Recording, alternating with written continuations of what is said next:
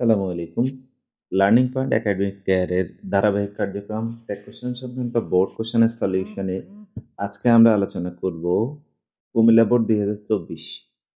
যারা take question নিয়ে কনফিউশনে আছো, বোর্ড কোশ্চেন অ্যানালাইসিস করলেই কিন্তু তোমরা বিভিন্ন খুঁটিনাটি সমস্যার সমাধান পেয়ে যাবে। আমরা আর দেরি না করে আমরা শুরু করছি আমাদের আজকের ক্লাস। এসএসসি টেক কোশ্চেন 2024 সালের কুমিল্লা বোর্ড। দেখো আমরা যদি প্রথম প্রশ্নটা একটু দেখি, slow and steady wins the race. Slow and steady wins the race.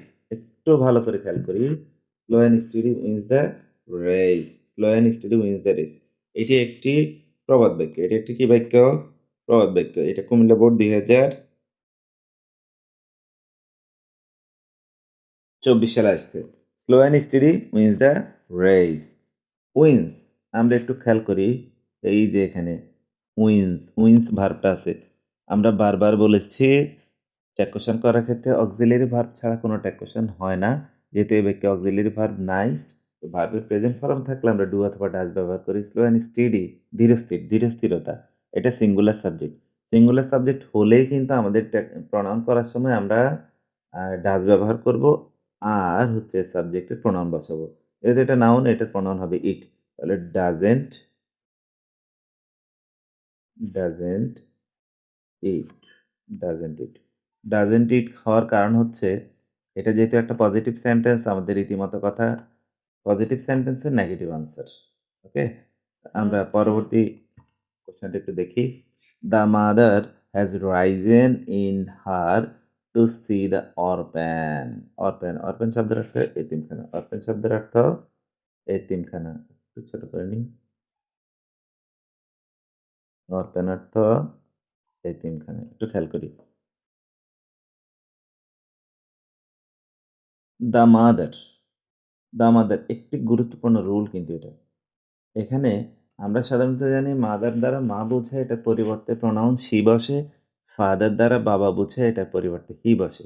But এখানে যখন এই জিনিসটা 100% নিশ্চিত হয়ে নিবে, যখনই the mother, the father, the brother আসবে, তখন এটা দি মাদার মানে হচ্ছে মায়ের স্নেহ। মায়ের স্নেহ, মায়ের স্নেহ, দি মাদার, মায়ের স্নেহে মায়ের স্নেহ has risen in her to see the orphan. এতিমখানা মায়ের স্নেহে সে বেড়ে ওঠে। তাহলে হ্যাজ যেহেতু দেওয়া আছে, অক্সিলারি ভার্ব হিসেবে হ্যাজেন্ট এই মায়ের স্নেহ বুঝিয়েছে। মায়ের স্নেহ, এখানে কিন্তু মাকে বোঝানো হয়নি। মায়ের স্নেহ, স্নেহ একটি বস্তুবাচক জিনিস, এই কারণে ইট ব্যবহার করেছি। He hardly cast a vote for me. He hardly, সে কদাচিতে আমার জন্য একটা বোট কাস্ট করতে পারে। হার্ডলি নেগেটিভ ওয়ার্ড, যেটা দ্বারা আমরা নেগেটিভ বাক্য বুঝি। তাহলে যেহেতু কাস্ট, এখানে কাস্ট এমন একটি ভার্ব যে ভার্বের প্রেজেন্ট ফর্ম যা ফার্স্ট ফর্ম ও তা ফার্স্ট পার্টিসিপল তা। তবে সেক্ষেত্রে আমি কিভাবে বুঝবো এটা কি প্রেজেন্ট ফর্ম আছে নাকি ফার্স্ট ফর্ম আছে? খেয়াল করো, এখানে যেহেতু হি হচ্ছে সাবজেক্ট প্রোনাউন, হিটা হচ্ছে থার্ড পারসন। আমরা জানি থার্ড পারসন হলে প্রেজেন্ট টেন্সের ক্ষেত্রে মূল ভার্ব শেষে এস বাই এস হয়। যদি এটা প্রেজেন্ট টেন্স থাকতো তাহলে এখানে হি থার্ড পারসন হওয়ার কারণে এই কাস্ট ভার্ব শেষে এস থাকতো। যেহেতু এস নাই, তার মানে এটা ভার্বটা ফার্স্ট ফর্ম। আর ভার্বের ফার্স্ট ফর্ম হলে এটাকে আমরা ফার্স্ট টেন্স ধরি। এই ক্ষেত্রে যেহেতু অক্সিলারি ভার্ব নাই, আমাকে অক্সিলারি ভার্ব হিসেবে ডিড বসাতে হবে। কি বসাতে হবে? ডিড। হার্ডলি নেগেটিভ ওয়ার্ড, যার কারণে এখানে নট ব্যবহার করা যাবে না।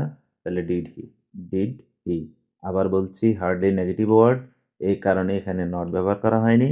আর হচ্ছে ডিড ব্যবহার করার কারণ হচ্ছে কাস্ট ভার্বটি হচ্ছে ফার্স্ট ফর্ম। কাস্ট ভার্বটি ফার্স্ট ফর্ম, এই কারণে ডিড ব্যবহার করা হয়েছে। Kindly do me a favour.